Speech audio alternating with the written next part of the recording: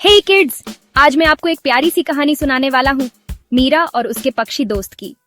तो चलो कहानी शुरू करते हैं।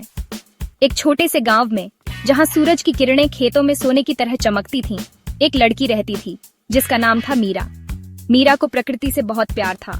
वह घंटों पेड़ों के नीचे बैठकर पक्षियों के गीत सुनती और फूलों की खुशबू में खो जाती। एक दिन जब मीरा गांव के पास वाले जंगल में घूम रही थी, उसे एक घायल पक्षी मिला। पक्षी का पंख टूटा हुआ था और वह दर्द से कराह रहा था। मीरा को उस पर दया आई और वह उसे अपने घर ले आई।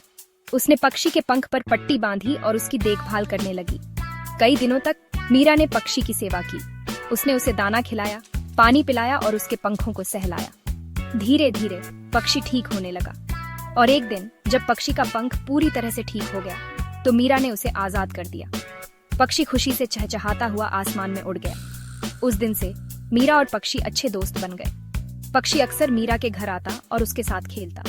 गांव के लोग मीरा की दयालुता और पक्षी के प्रति उसके प्यार को देखकर हैरान थे। उन्होंने मीरा को पक्षी मित्र कहना शुरू कर दिया। एक दिन गांव में एक भयानक तूफान आया। तेज हवाओं और बारिश ने घरों को तहस नहस कर दिया और खेतों को बर्बाद कर दिया। गांव के लोग डरे हुए थे और उन्हें नहीं पता था कि क्या करना है। तभी मीरा का पक्षी दोस्त आया। वह मीरा के चारों ओर चक्कर लगाने लगा और उसे जंगल की ओर इशारा करने लगा। मीरा ने पक्षी का पीछा किया और जंगल में एक गुफा मिली।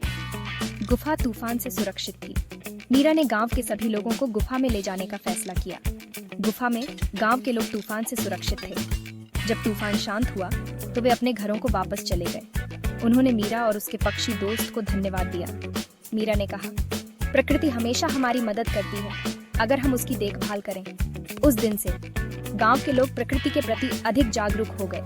उन्होंने पेड़ों को लगाना शुरू कर दिया और जानवरों की देखभाल करने लगे।